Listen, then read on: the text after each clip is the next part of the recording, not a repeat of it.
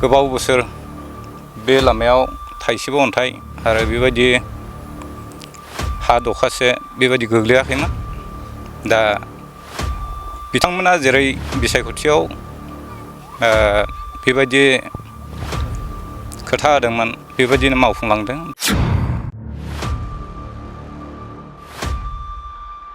जोंहा दा लोगोसे जोंनि खाथियावनो थानाय जोंनि रन्जित सार बिथाङानो सम सम बेबायदि आरो गावनि माखासे दैदेनगिरिफोरखौ फाथायनायजों लोगोसे अनेक बेबायदिनो नोजोरखौ लाखियो। नोजोर लाखिनायजों लोगोसे जोंबो आं दिनैहाय बे गामिनि गावबुरा हिसाबै जथेस्थ' आंबो बिसोरखौ लोगो हमनानै माखासे खोथाफोरखौ आं बिसोरनो फोरमायो। फोरमायनायजों लोगोसे बिसोरबो खामानिखौ मावलांगासिनो दं।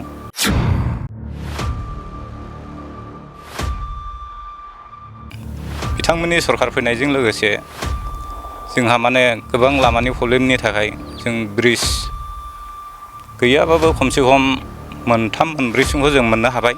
आरो बेजों लोगोसे दा जोंहा लामाखौबो जों सुबिदा बायदियै जों मोननो हाबावबाय। आरो बेजों लोगोसे बेक्तिगत बेबायदि आरो गोबां आयु न'फ्राबो कमप्लिट जाजोबनो हमबाय।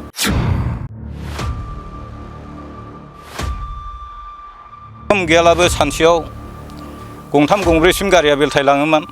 आरो बेबायदि ब्रिज जायैनि थाखाय सोरबाया साइकेल बाननानै बारनाङोमोन बा सोरबाया साइकेल गारनानै थाबायलांनांगौ जायोमोन। बिनि थाखाय जों बे लामाखौ मोननायनि थाखाय बिराद रोजा रोजा प्रमद बर' सारनि आरो जोंहा रन्जित सारनिसिम साबायखर बावहरनाय थायो।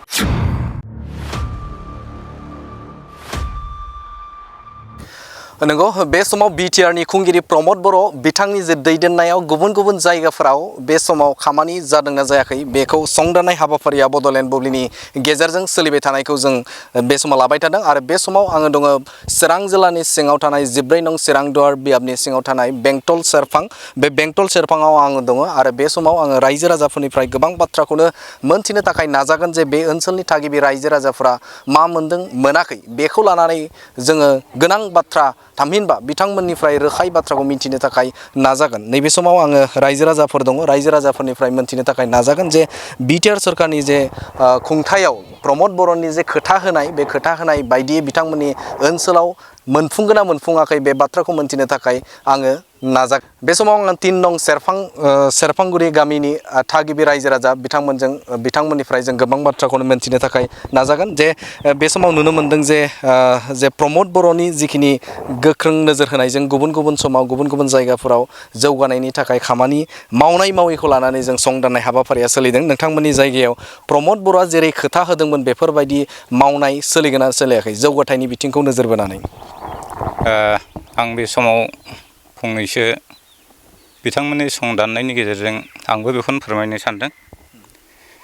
जे फोरमायनायनि सिगाङै बिथांमोननि बड'लेण्ड बुब्लिखौ साबायखर बावबाय। दा नंगौ, जों गोबाव बोसोर बे लामायाव थाइसेबो अन्थाइ आरो बेबायदि हा दखासे बेबायदि गोग्लैयाखैमोन। दा बिथांमोना जेरै बिसायख'थियाव बेबायदि खोथा होदोंमोन बेबायदिनो मावफुंलांदों। दिनै जों बिथांमोननि सरखार फैनायजों लोगोसे जोंहा गोबां लामानि प्रब्लेमनि थाखाय जों ब्रिज गैयाबाबो खमसे खम मोनथाम मोनब्रैसिमखौ जों मोननो हाबाय। आरो बेजों लोगोसे दा जोंहा लामाखौबो जों सुबिदा बायदियै जों मोननो हाबावबाय। आरो बेजों लोगोसे बेक्तिगत बेबायदि आरो गोबां आयु न'फ्राबो कमप्लिट जाजोबनो हमबाय। फ्राय मोनजोब्बायानो 100आव 100 दङबा खमसे खम 2 साथामसो बेबायदिसोल'सो दंसै जोंनियाव। आरो बेखौबो आं मोनगोन आसा मिजिं थिनाय थाबाय सारमोननिसिम।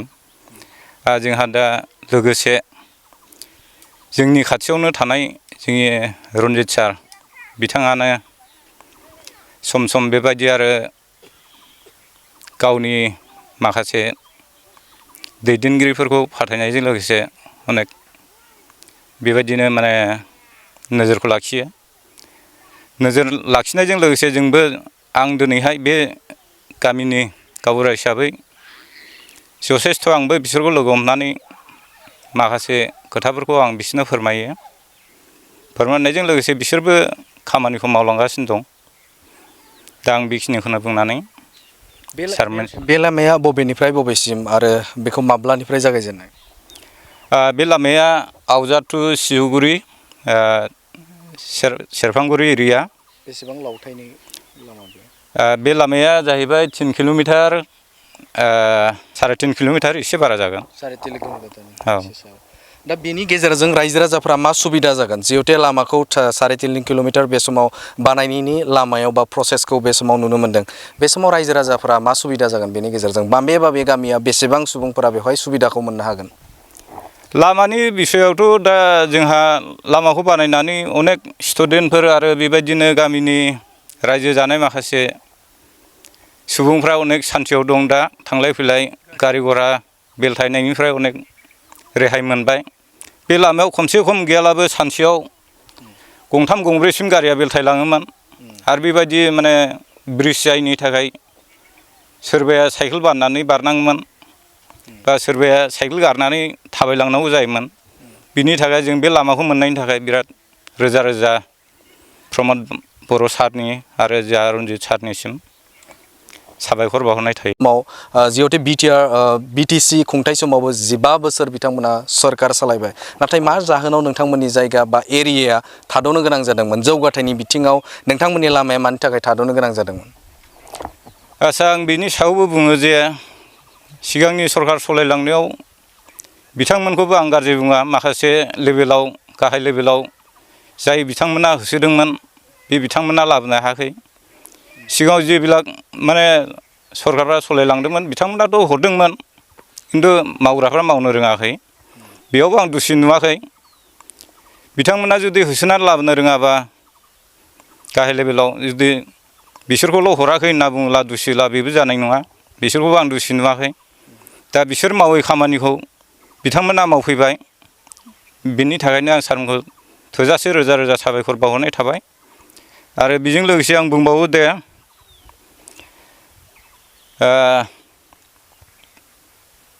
दा बुंनो थाङोब्ला माखासे जोंहा ससे आद्रा लामा दंबावोमोन। बिथांमोनहाबो बे ससे आद्रा लामाखौ हगारोब्ला बिराद मोजां मोनगौमोन। जा रायजो राजाया गोबां खावलायनाय बिथांमोननियाव खबर लादोंमोन। बिथांमोना दाबो हगारनो गोसोआनो गैया। दा हगारला जों बिनि थाखाय आरोबाव थोजासे मोजां मोनबावगौमोन आरोखि जों। लामा मावनायाव हेंथा गोग्लैदों नामा?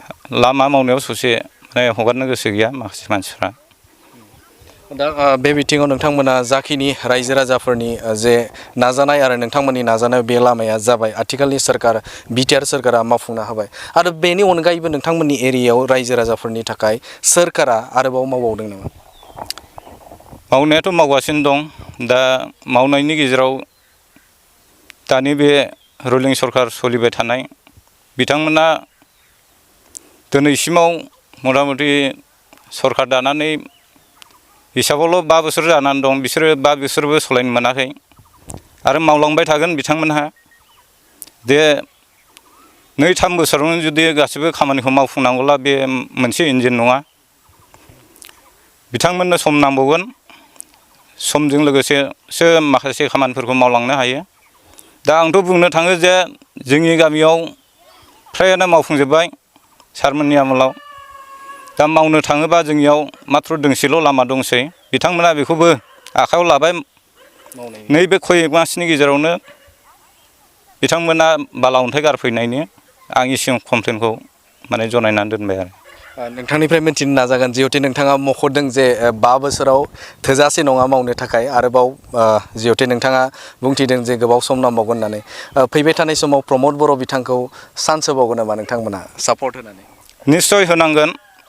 बे 2-3 बोसोराव मोनफ्रोमबो सरकारा मावफुंनो हाया। जे माखासे रोंनो आइडिया मोननोनो माने सम नांगौ जायो।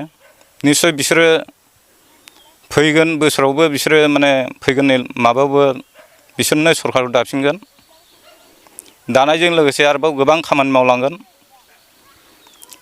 मावनायजों लोगोसे आरोबाव